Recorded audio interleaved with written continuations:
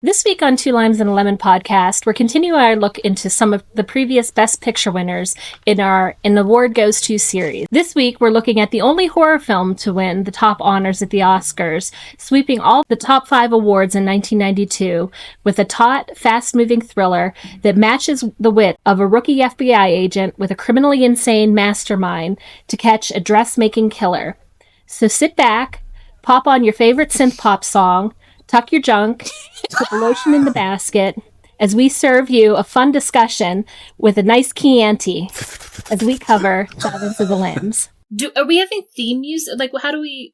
Is it just start with us talking? Yeah, Dave's gonna do us some, like, a jingle, I think. Dave. Nah. Danielle. Two Limes and a Lemon.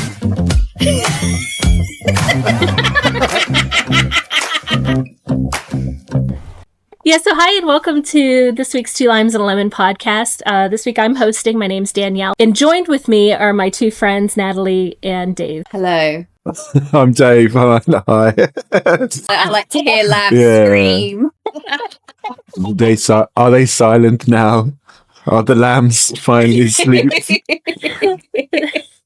Before we get into this week's film, we're going to start like we always do with what we've been consuming.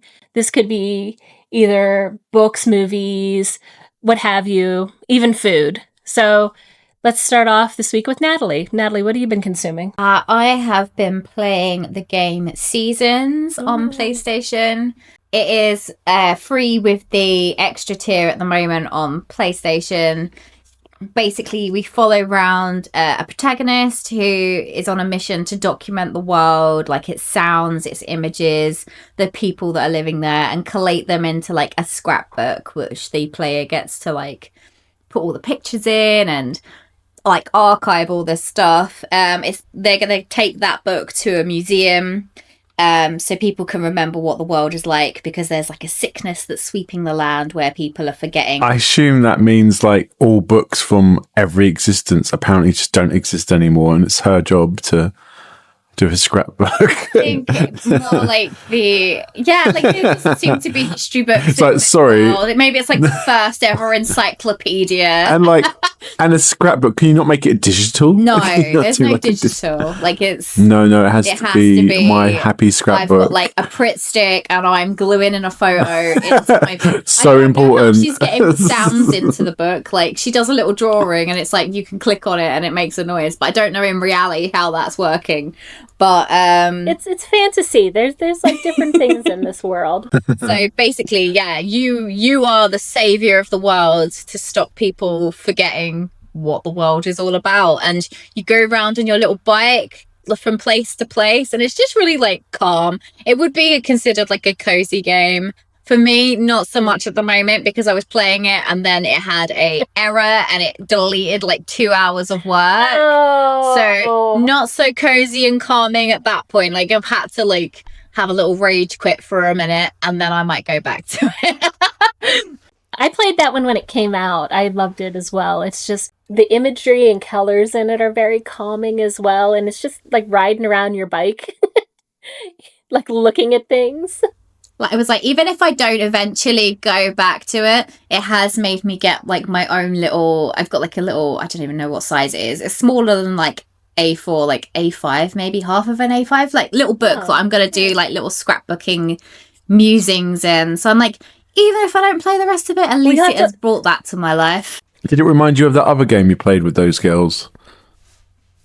Oh, what, the Lost Records one? Yeah. Yeah, where they take pictures. Very much so, yeah. I didn't even think about that. But yeah, that was another great game that was like taking pictures and kind of collating them into little clippets, wasn't it? A video. Yeah.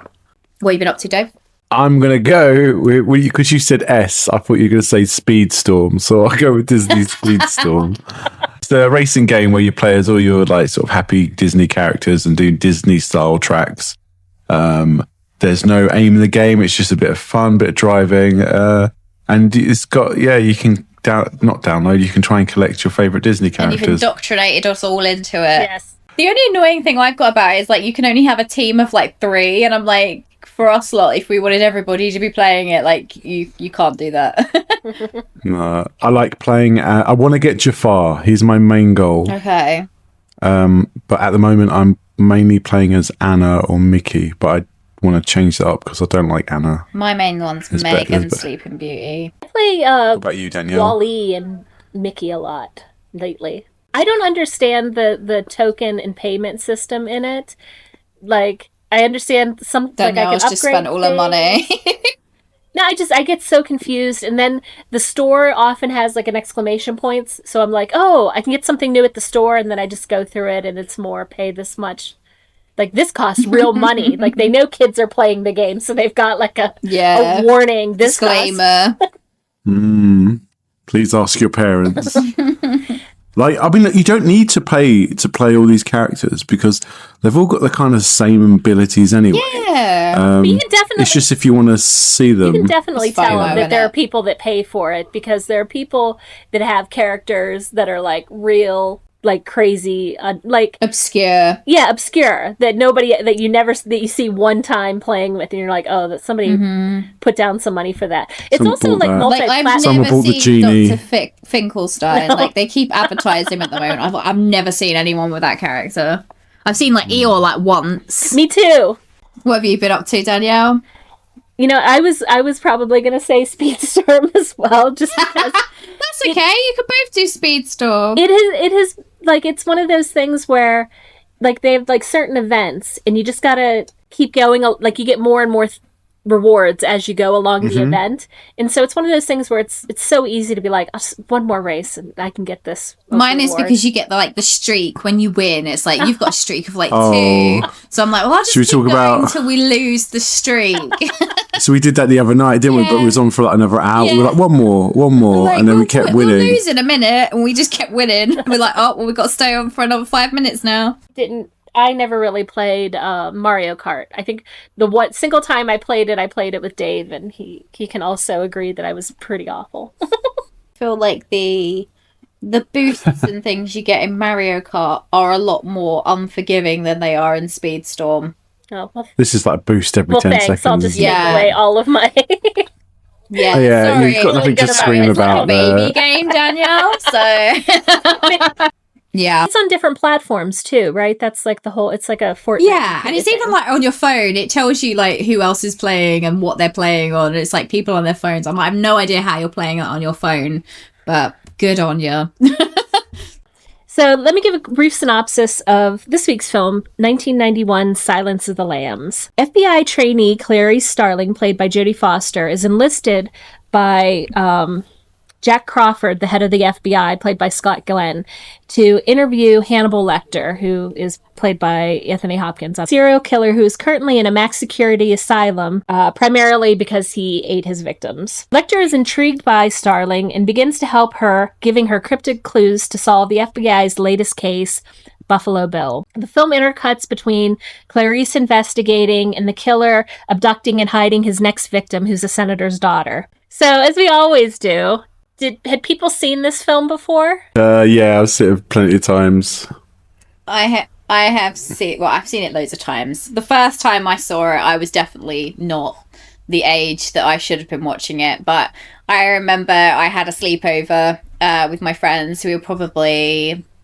You put Silence of the Lambs on. Yeah, 100%. I watched John Carpenter's The Thing at a sleepover when I was a kid. Yeah, like most of my horror films that are like classic horror films I saw at sleepovers when I would say I was in like the last year maybe of junior school to the beginning of senior school. Like definitely not the age range, but I loved all of it. Like I feel like I'm not scared of films like this now because I watched them young and I kind of worked through all that back then. But Yeah. even when I watched them then, I don't remember this one being like terrifying. There's certain scenes I remembered from it where like I remember that kind of stuck with me after I watched it that young, which was not even a really particularly scary scene now, but it's the one where Clarice goes and she goes under the garage door into like a little storage area, and then there's like a car with a head in a jar, and that one kind of stuck with me, and that's by far not the scariest thing that happens in this film.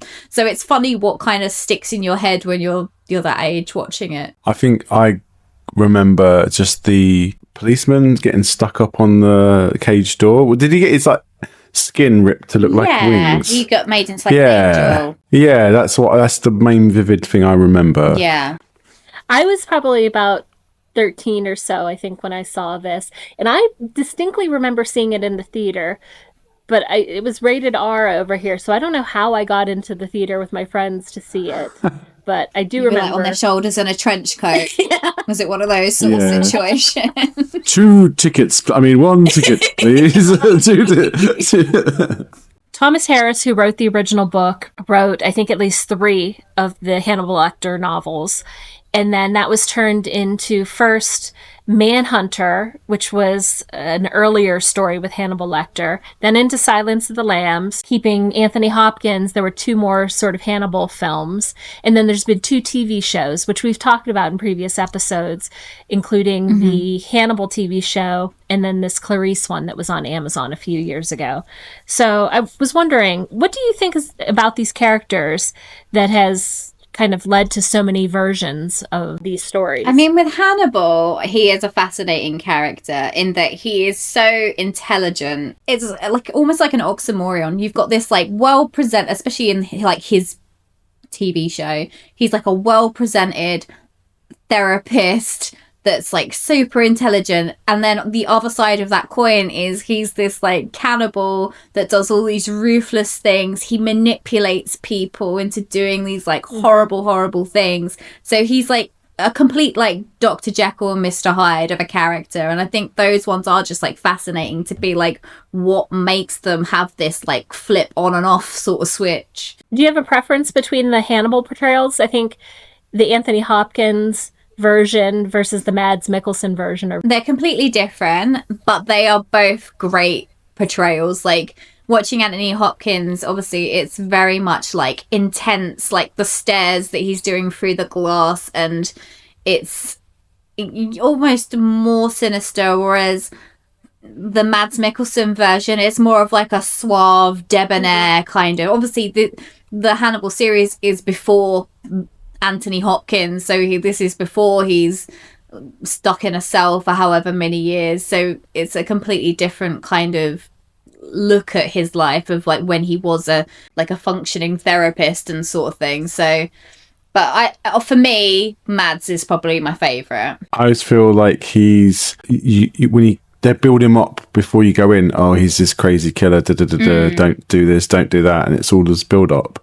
And then when they're just talking, he feels like just a harmless kind of, oh, he's not done all this. Like, he seems a bit mad, but he's calm about it. So that makes him more dangerous. But like, I don't see any like craziness. And all the stuff that he has been doing, the cellmate next door to him, he ends up getting him killed. Good old Mix. Good old he like handsy Mix. he talks him into killing himself, like he swallows his own so he like that, chokes on his own tongue. So it just gives us more of a imagination of this guy's like insane and he can do pretty disturbing stuff, and we have to imagine that rather than see it. So it leads the imagination to be a bit more bolder, I guess. Yeah. But I did find the best way to work with him is just to sort of get angry and walk away. And he's like, no, come back. I have the answer. It's this. Because every time someone tried to get some information from him, he would kind of be all like puzzly and cryptic. And then when they're like, okay, I've got to go, he's like, oh, no, wait.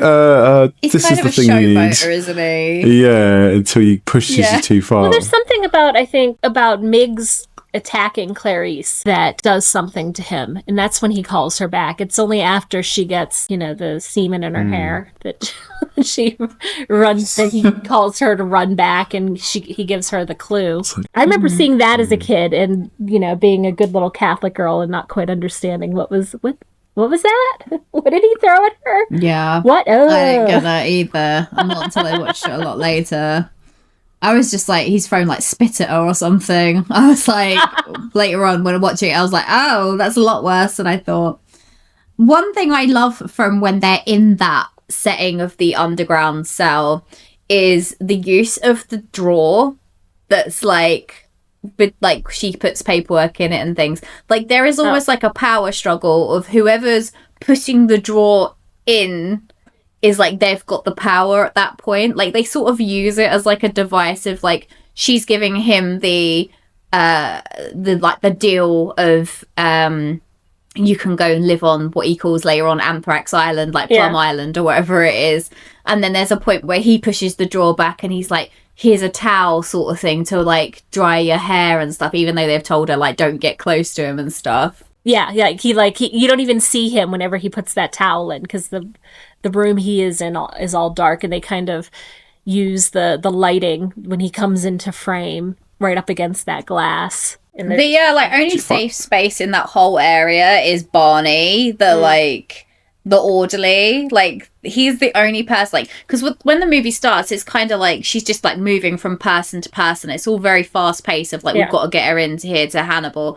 And I feel like Barney's like the first guy that's just like, you're gonna do fine, like I'm gonna be here. Like, he's like such a calming like presence in a moment where it's all just been like really fast paced. Like, Dr. Chilton's a bit of a seedy butthole, and like obviously Crawford's using her, and like it's all these things, and then Barney's the first person to be like, actually, like, just take a minute, it's gonna be all right. Like, I was gonna say, most of the men that she has to interact with are a bit like seedy and trying it on with her all the time.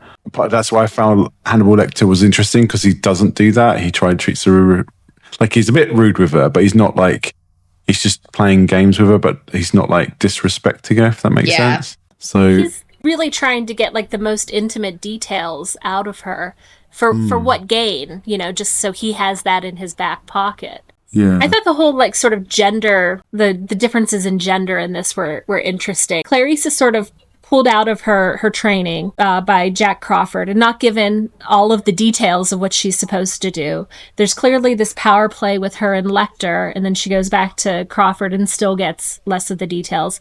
And then there's this really interesting scene where Crawford starts taking her along on the investigation, and he takes her to this funeral home where they have just found the latest victim. The sheriff is very standoffish. We don't want the FBI on our turf. And Crawford's like, I have some things to talk to you about. Can't talk about it in front of her.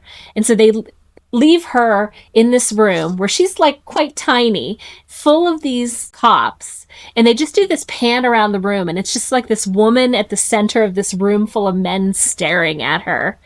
And I don't know if it's just being like a woman watching that. This time I was very like, this is kind of intimidating. They do it again in the elevator, didn't they? Where she goes in at the start, she does her jog, and then she goes into a room full of all these men, and she's in the middle of them all, and they all like stare at her. Yeah. I was like, this is like, I didn't notice any of that, but I didn't notice any of that the first time watching it, but then watching it again, you can see how it's like this power play between. Yeah, but she does sort of reclaim the power. Like, when they get into the autopsy room, she kind of raises herself up on her soapbox almost to be like, right, everybody out, like, that doesn't need to be here. She does have to do it a few times, but eventually they're like, oh, okay, like, talking about this whole sort of gender politics kind of stuff with men versus women and all that kind of stuff, that is more prevalent in today's cinema, but obviously it was back then, there was still touching on those themes, but I don't know if people realise that as much nowadays, or they just, I don't know, it seems like if there's something like that in a film nowadays, everyone's like, yeah, we've done it. It's like, but looking back 1991, it was still doing it back then. But they did it in a much more subtle way that wasn't as jarringly, that's what we're doing. Yeah, you can do it in a more like credible way. I think even of her costuming, I was really struck watching this time of how sort of like off the rack cheap her blazers look that she wears into these interviews with Lecter. And it reminded me of, at that time, I think that like wearing blazers like that was fashionable at that time for like workwear. And I remember it was the time of shoulder pads. And so women's jackets oftentimes had these pieces of like pillow on your shoulders to make you more broad shouldered like a man. But you bought a cheap one, like, my mother would buy affordable ones, and it was like a real flimsy sort of thing. So it looked like silly, and it didn't give you that more powerful appearance that you were trying to go for. You just looked a little bit cheap and try too hard, like a floppy version of it. I would say though that her wardrobe in this, I loved pretty much everything she wore. I was like, there was the green chunky knit jumper at one point. I was like, I love that jumper. I mean, Who's the costume designer? Bring them to me. yeah, like they can just do my whole wardrobe. I like maybe. I'm going to join the FBI. Yeah. The other thing I would say is, like, she's wearing, like, a long bob in this movie. Like, my bobs never look like her bob. Her hair looks amazing in this movie. Like, I want to know what conditioner she's using. Like, how are your bobs look? Like, mine end up looking like Lego hair. Hers are, like, this sleek, like, sultry bob. I'm, like, jealous. I think jealous. My only criticism of her look is they have a lipstick that just looks a little bit off on her. Like, it's almost like a corally color. And I think if they had like a darker brick brownish color on her, it would have worked a lot better. But I think, you know, it's really a lot of her character being told through her appearance as well. Because she's, you know, you have to remember, she hasn't even graduated the FBI Institute. She's fully a trainee and has never done any of this stuff. And she's kind of unexpectedly plucked in it. So as the film progresses, we see her confidence grow and we see her sort of holding herself differently in these, especially the numerous interviews she has with Lecter over the course of the film. You see her sort of she's probably never going to be right at his level, but she's like becoming a lot more assured. Formidable adversary. That's perfect. And, you know, it kind of leads to the next books where she was, you know, full FBI agent and then changed character completely. She's now Julia Moore. Yeah, now she's a redhead. Yeah. The bob is gone. I think do you know why she didn't do it? I don't know, actually. I think if I remember correctly, so there is it's not even so much a romance storyline.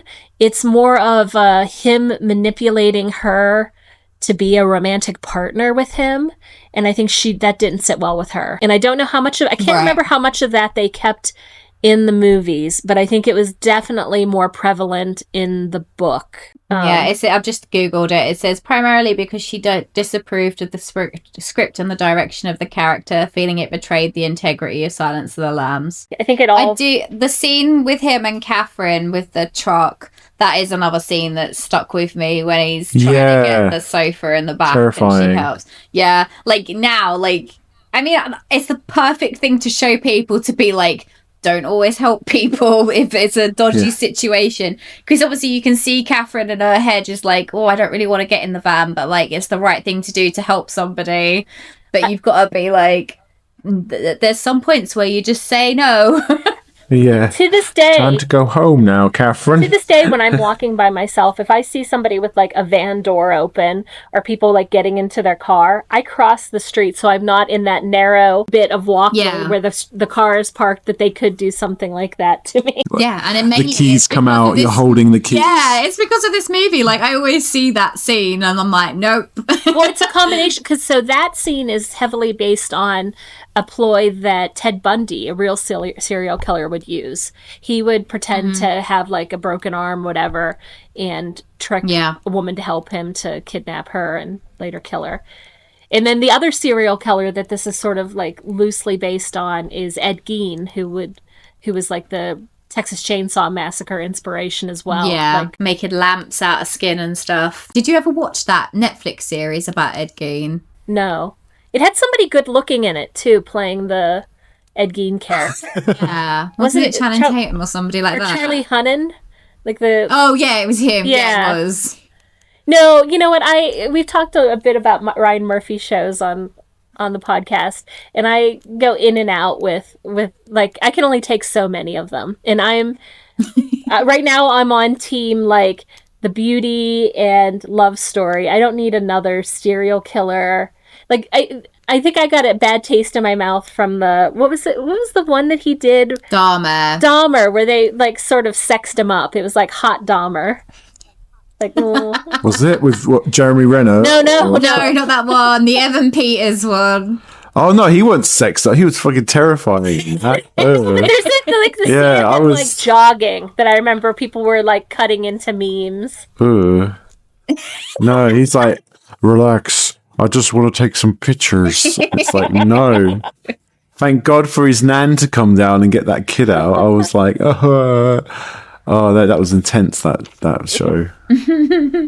along the lines of the gender roles, I know Natalie and I had like discussed a little this offline. Did you feel some like sexual tension between Clarice and some of the male figures in the film? Crawford, yeah. And I'm all here for it. Every time I watch the movie, I'm like, I kind of want there to be a little bit more between her and Crawford. Like, I know there's an age gap. Apparently, every film we do now, there's like a weird age gap. But at least this one, she's like... She's not 12. Yeah, she's older now. She's like out of like her teens. But there's also like quite a power dynamic there too that... Like, is it at the end where... like she's getting her like her diploma or whatever, and there's like a hand hover, and I don't know. There's definitely a thing, and there's a scene I can't remember whereabouts it is in the movie where they're coming back from somewhere, and she's like leaning on the back of his chair, and he's in the front seat, and then she's like leaning the opposite side of the front seat. I don't know. I'm shipping it. That's what I'm saying. There's also a scene where they're in this like teeny tiny airplane and they're like squished in together. Yeah. But also I feel like there's like sexual tension between her and Lecter as well. Whether or not she's perpetuating it, but he's definitely like, oh, I can smell the perfume you've got on, and... Mm-hmm. Where'd you get it? I want to have some. He's like, oh, you're bleeding and stopped. He's like, you can smell her cuts and stuff. Better than what Miggs could smell from when she came in. Oh yeah. Nasty old Miggs. I remember in the Hannibal, Miggs. like the sequel book, there was, like before they meet up again, he's like sending her gifts from Italy, like really fancy not perfume, like lotion and things like that. It made me wonder when I was Did you say lotion? You can't say you'd like put the lotion in the basket. Oh, it gets the hose. Yeah, it comes full circle. In the autopsy scene that we touched upon earlier, one thing I would say is I always used to get confused when I was younger about what they put under their nose, the white like stuff. That always used to confuse me, but now I get it. Like it's the smell. But yeah, also when they find the moth, sack in the girl's throat, like that's another scene that always sticks with me. Smiley moth. It's got a little happy face on it. And like the bug guys in the museum, one of them's really flirty with her. Yeah. So all the men are a bit weird. They're all, sort of drawn to her. This leads me to something I wanted to bring up, which is the Pittsburgh of it all. This film was filmed around in Pittsburgh, my hometown. And one of the most striking views of that is when they go to the museum. It's the Carnegie Natural History Museum. And so that is the dinosaur hall that I used to go through when I was a kid. And then whenever they updated that, the Tyrannosaurus Rex model, they put into the Pittsburgh International Airport. I love those bug nerds. Like they're just like they're another very much like goofy. Who are them guys in X-Files that the Lone Gunmen? Yes. Yeah, that's the vibes I was getting. Lone Gunman vibes. I do believe in the book she actually goes on a date with one of them. But and I think that's why they show up they're also at her FBI graduation. Yeah, the end. Makes a little less sense. You're just like, why did these guys show up here? Remember us? Yep. You were there and you were there. But I guess also the Pittsburgh airport is the scene where he meets with the senator to try and hash out a deal to figure out where Catherine is. What, that big hanger? Yeah.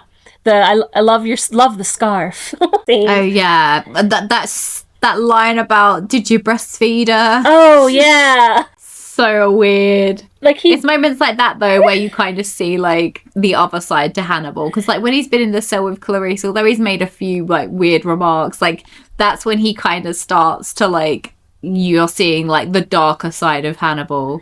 When Chilton loses his pen and you're like, oh, he's gonna have that pen, you are still cheering for Hannibal because Chilton's so unlikable, even though he's not a murderer and he's not eating anybody. There's something about him that makes him worse in the like audience's eyes than Hannibal. Well, I wrote down a note. Who's the bigger villain? Yeah, he's got his pen. Who's the bigger villain? Lecter or Chilton. Like Chilton, if he hadn't been so like Hannibal, definitely. but the whole second half where Hannibal is able to escape is only because Chilton is listening in and brokers a second deal with the senator. Mm-hmm. He would have never gotten his But he's still transfer not- if he hadn't been scheming about It's all things. Chilton's fault. Yeah. Yeah. And that's only because Which was- he feels like he's missing out because everybody else is going to get like the grandeur of working with Hannibal. No, I think Hannibal is the bad guy, and No. It would have been a He's completely worse. different movie. Hannibal, prior to this movie, definitely the bad guy during the Manhunter/Red Dragon era. But Oh, yeah. if Chilton had never done what he did, Hannibal at most would have killed Miggs in this film and would have helped the FBI save Catherine. He's a bit of the he would have hero. done. Mhm. He's given Clarice the clues to put it all together. Yeah. And he's made her a better FBI agent because he didn't just hand her the clues. He like gave her cryptic clues that she had to like figure out herself. Work out herself. Yeah. We can all agree Hannibal But Lecter is the also- hero of this. yes. There's this is another Pittsburgh landmark. The Soldiers and Sailors Hall is that big empty old room that they've got this cage in that they're going to hold him in between transfers. Like they don't really explain why he has gone to an airport and now he's in a cage in the middle of a room instead of Back in a cell somewhere. yeah. So they kind Yeah. of He's in like some like Magneto cell. It is very much like that, and like the lighting of that is very like old fashioned. It's all it's like really rich looking. It's like almost like wooden panels everywhere. It's almost like he's in like a living room that like he's in like a clinical like cell setting. to me it was like a stage. It's like it was like a opera stage music. Yeah. stage in the round, and it's even more heightened by whenever he does his escape and kills these two men, and he sets it up so theatrically, like you mentioned before, with the man's skin making these angel wings hanging. He takes the one guy's face and puts it on his to get his escape. I mean, what a dupe. That is such a good, like, and then he throws the other guy down the elevator shaft, pretending it is him. Like, it's such a clever way of getting out of the building. And then we get the two-line scene from Chris Isaac. He's not singing Wicked Game in this. He is in charge of the SWAT team. He shows I always up. forget about him being in it until I see him, and I'm like, Chris Isaac! Yeah, I saw him. There he is. I saw him in the credits, and then I was like, Chris Isaac's in this? When you first saw it, did you ever guess the, like, Hannibal switching his face and not being on the lift and... No, not until till it's revealed. the reveal in the ambulance. I'm like, how do you get like somebody's face to stay on like that? Well, like he's being moved from gurney to whatever, like at some and point. do that whole angel stunt as well. Yeah. He's busy. How's he hoisting him up? I mean, I feel like he sort of filled out the the asylum uniform. He has this like very tight Oh, white on white. Danielle has a crush on Hannibal. She's like so buff. So strong. I could Oh, imagine. Hannibal, don't eat me out. What a hero. What a hero. But no, like Hannibal on the TV show definitely could have lifted that guy up. I can imagine. Anthony Well, I mean, Hopkins. if it was finesse. Matt Nicholson in there, then Yeah. I'd be there with you, Danielle. Don't worry. I don't know how old Anthony Hopkins was, but like, I don't know. Anthony Hopkins had one of those sort of like, he looked about the same all the time that we've known him as famous, only now looking I agree. like There are much certain older. actors, yeah. This film is stacked with amazing actors, and Jodie Foster was only like a couple of years from winning her first Academy Award in The Accused, but she was, prominent from her first appearance in Taxi Driver. I think she was nominated for supporting actress. And I think soon after this, she sort of went behind the camera a bit more. I remember in like Bugsy Malone way back when. Oh, yeah. I would say that she's like not very typecast. Like obviously I remember like Panic Room, and then she did that other love one Panic that Room. was it Flight Plan she was in with Sean Bean? Yeah. The one that always surprises me, and I always have to, like have to double think about it again is the guy who plays Buffalo Bill is also he's also well known for being the captain on the show Monk, and it's so different between these two. He's also known as the guy from Memoirs of a Geisha from John Week. The creepy American soldier. Yeah, Colonel. It's like Bannow. Wild Horses, is that? Goodbye Horses. Goodbye Horses, that's it. Yeah, not Wild Horses. That's like the Susan Boyle version. I mean, that scene, I remember being kind of shocked when... That is one scene that I feel like when I watched it when I was younger, I was like, oh, I shouldn't be watching this. And he's like putting on the lipstick and it's really like close up to his lips, the camera. Well, and then he says, would you fuck me? I'd fuck me. I'd fuck me so hard. I got though.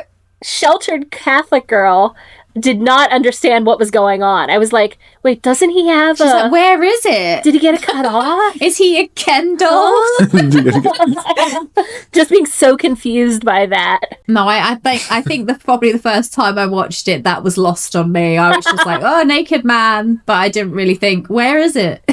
But that takes us to this very tense and probably for me was the like scariest scene, and I still found myself getting, even knowing how it was going to end, I still found myself tense at the end. And there's this like amazing like cutting back and forth. So Crawford and his team the parallel editing. Yeah, they get information that the killer is in one location, and they think nothing of the fact she's in the hometown of the first victim, and so she's just like following up on some leads, and so like just like canvassing the area. Isn't she, really? Yeah. So the doorbell rings. It's at the same time that the FBI in Illinois or whatever are also ringing the doorbell. At the time, I was all like, it had me hooked. I thought they were going to catch him in Illinois and she was just canvassing the area. And then whenever you see her see him, it's like, oh no. Yeah, when the door opens and it reveals it's her. Like, oh my god, magic parallel. You're not ready, girl. What you've just described there, Danielle, is parallel editing. When you show two things happening at once, but you don't know what's going to happen. Ramps up the tension. It's very effective. Yeah, that is a very effective scene. She then blows his cover, and he does this. I love this thing where he's like looking for business cards for her, and he knows the jig is up, and he's like holds his hand up, and the business cards like fall around his hand. Yeah, I love that shot. But we get to this, and then he just kind of sneaks away. He doesn't even like run or anything. He just goes really slowly. He's just like, bye. Like she's the rookie. She can't get her gun out quick enough. Yeah. And then she goes down, and Catherine is in the well, and she's like, "I'm gonna help you. Stay quiet. Stay there." So angry. Like, get me out of here, you bitch. Yeah, I think there's an F expletive in there as well. But that actually goes into the Clarice series, because a lot of the beef in that series is between Clarice and Catherine. Oh. And then Catherine says that she wasn't very like nice to her when she came to like rescue her. She's like, do you remember like the first thing that happened afterwards? And Clarice is like, yeah, I like came and got you out. And she's like, no, you just like sat there for like ages and didn't come and like rescue her. And like there's this like whole like beef between them. Does Catherine have Precious? She does. She does. She keeps Precious, because I think at the end of this one they tried to take it off of her and she's like, no. Yeah. But yes, in the series she has the dog. But we transfer from this yelling scene to Clarice being in the area where Buffalo Bill raises these moths that he puts into the girls' throats after he kills them, and he turns the lights off, and he's got on night vision goggles, and she's just like breathing heavy and flailing in the dark. And it's so tense. Like, his hands there. like, ooh. Yeah, his hands like brushing her hair almost in this night vision mode. But why didn't he just shoot her? Because he could have just ended it right there. I looked, actually, again, some internet source said something about her hair, that he wanted, like he brushes her hair because it's so beautiful, and so he wants to preserve. Oh, that's what I said. Am I him? Am I like that long bob is like this man? That's Natalie, like, I'll take that. When I was watching this, I did think the character was a bit like you. Thanks, Danielle. So with that, let's wrap up. I think, like last week, I wanted to go through and see if we think that this film has stood the test of time as the Academy Award winner. So in the 1992 Academy Awards for Best Picture, it was this, The Animated Beauty and the Beast, Bugsy, JFK, and Prince of Tides. This deserves Yeah, to that win. definitely was. Yeah, totally. This Yeah. 100% deserved to win. Talking teapot or a serial killer? Serial killer. Like one of the most like iconic like serial killers of movies of the generation, really. So with that, let's hit up our favorite characters, least favorite characters. How about Dave? Hannibal Lecter is my favourite character just because he's just so well played by the wonderful Anthony Hopkins. Least favourite character has to be Precious because she was taunting that poor woman through the entire thing of trying to help and did not do one thing. So yeah, there's my two. Natalie? My favorite character was Barney, the guard in the prison.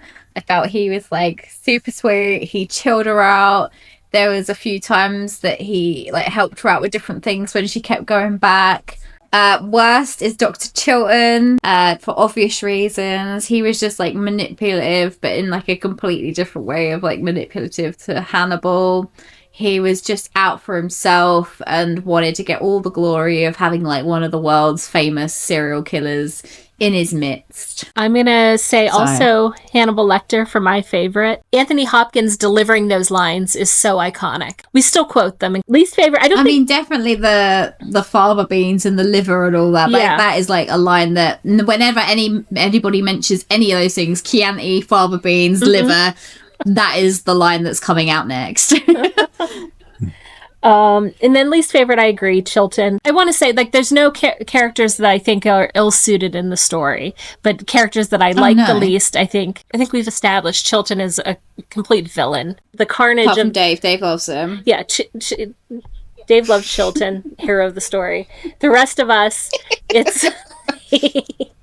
He did. I don't remember saying that at all. Rewind the tape. I'm sure you'll hear it. You will hear it. Yeah. It may sound like. I bloody love Chilton. Yeah, it may sound like I've dropped it in, but it's not. It's Dave's real feelings. It was when I said that Chilton was just like worse than Hannibal, and I don't know if Danielle said it, but you said like no, he's not. Like Hannibal's the real villain. Oh, Hannibal's going to kill him at the end, right? So yeah, because he deserves it. He made him listen to preachy gospel stuff. Oh yeah, probably like in little ways, like made his life awful when he was in the asylum. Yeah. Poor Hannibal, sorry for making the serial killer, the murderer, making his life a misery. For somebody like Hannibal, I think he doesn't see Chilton as a worthy opponent. It isn't worth teasing him and like battling wits with him, and it's probably more of an annoyance that somebody like this, who he considers so intellectually below him, was able to like do things to kind of torture him. You know what I mean? I don't, Danielle. How about favorite? Please explain. How about favorite scenes? Chilton's introduction scene. I love Chilton. We knew it. No, mine's the tuck-in scene. This is funny. I'm gonna say the fake Hannibal on the elevator roof, like, and them all being like, somebody go up and like shoot him in the leg and see if he's moving, sort of thing. Oh, Like, that's really tense. I think mine is the one right before it, when he's like tricking the two guards into, like, when you see his plan unfolding. Like, you saw the pen earlier on, you knew it was going to do something, and then suddenly he's pulling just this like little bit of it out of somewhere in his mouth. So now we get to the part where we give our ratings in limes and lemons. So Natalie, how many limes are you giving Silence of the Lambs? I gave this 5 limes out of 5. It is what I would consider like the perfect kind of like mix of like police thriller, horror. It has a good pacing.